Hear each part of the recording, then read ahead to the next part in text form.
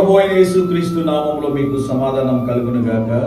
Shalom. ఈ ఉదయకాల సమయంలో మీరందరూ కూడా సకాలంలో దేవుని మందిరానికి వెళ్ళి దేవుని స్తుతించాలని, దేవుని ఆరాధించాలని, దేవుని నామాన్ని మహిమపరచాలని దేవుని సేవకుడుగా మీకు మనవి చేస్తున్నాను. ప్రతి వారం మీకు జ్ఞాపకం చేస్తూ ఉంటాను, సమయానికి దేవుని మందిరానికి వెళ్ళండి. ఆలస్యంగా దేవుని మందిరానికి వెళ్ళొద్దండి. దేవుని మందిరానికి వెళ్ళిన తర్వాత దేవుని మందిరం లోపల వెళ్ళి దేవుని మందిరంలో మీరు దేవుని స్తుతించాలని, ఆరాధించాలని, దేవుని నామాన్ని మహిమపరచాలని దైవజనులు చెప్తున్నటువంటి వాక్యాన్ని జాగ్రత్తగా మీరు ఆలకించాలని దేవుని సేవకుడుగా మనవి చేస్తూ ఉన్నాను. మనం మందిరానికి వెళ్ళేటప్పుడు బైబిల్ తీసుకుని వెళ్ళండి. మీరు వెళుతున్న మందిరంలో మీ కానుకలు, మీ దశమ భాగాలు దేవునికి చెల్లించండి. తద్వారా దేవుడు మీ పైన మెండైన దీవెనలు కుమ్మరిస్తారు. 100వ కీర్తన 2వ వచనం, ఉత్సాహగానము చేయించు ఆయన సన్నిధికి రండి.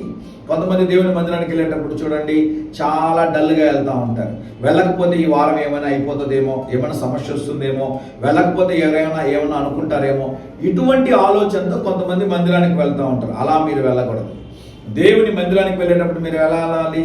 వాక్యంలో ఉంది, మీరు దేవుని మందిరానికి మీరు వెళ్తున్న సమయంలో ఉత్సాహధ్వని చేయించు దేవుని యొక్క సన్నిధికి రండి అని రాయబడి ఉంది. మీరు కొత్త కారు కొంటున్నారు అనుకోండి, కారు కొనడానికి వెళ్తున్నారు, ఎలా వెళ్తారు?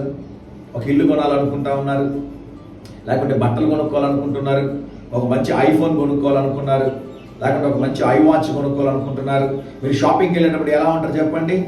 1000 లైట్ల బల్బులాగా వెలిగిపోతుంటుంది మన ముఖం కదండి. వాక్యం ఏమంటుందంటే, దేవుని మందిరానికి వెళ్ళేటప్పుడు నువ్వు ఉత్సాహంతో వెళ్ళాలి అంట. పైన ఇంకొక మాటను చూడండి, సంతోషంతో యెహోవాను సేవించి. ఒకటి, ఉత్సాహంగా దేవుని మందిరానికి వెళ్ళాలి. రెండోది, సంతోషంతో ఆయన మనం ఏం చేయాలంట? వాక్యంలో రాయబడింది, ఆయనను సేవించుడి. దానికి పైన 1వ వచనంలో మరొక మాట ఉంది, యెహోవాకు ఉత్సాహ ధ్వని చేయుడి. 3 మాటలు. ఒకటి, ఆయన సన్నిధికి ఉత్సాహంగా వెళ్ళాలి, సంతోషంతో ఆయన సేవించాలి, ఉత్సాహ ధ్వని చేయాలి. దేవుని నామానికి స్తోత్రం కలుగును గాక. ఈ 100వ కీర్తనని ఈరోజు ధ్యానించండి. సకాలంలో దేవుని మందిరానికి వెళ్ళి దేవుని స్తుతించండి. దేవుడి ఈ వారం అంతా మీతోనూ మీ కుటుంబాలతోనూ ఆయన సన్నిధిని తోడుగా ఉంచి మీ జీవితంలో బలమైన కార్యాలు దేవుడు చేయను గాక. ధైర్యంగా ఈ దినాన్ని ఎదుర్కోండి. దేవుని సన్నిధి మీకు తోడుగా వచ్చును గాక. ప్రియ పరలోకపు తండ్రి, ఈ దినం మా ప్రియులు తలపెట్టే కార్యమంతటిలో జయమును అనుగ్రహించమని యేసు నామములో ప్రార్థిస్తున్నాము తండ్రి. Amen, amen.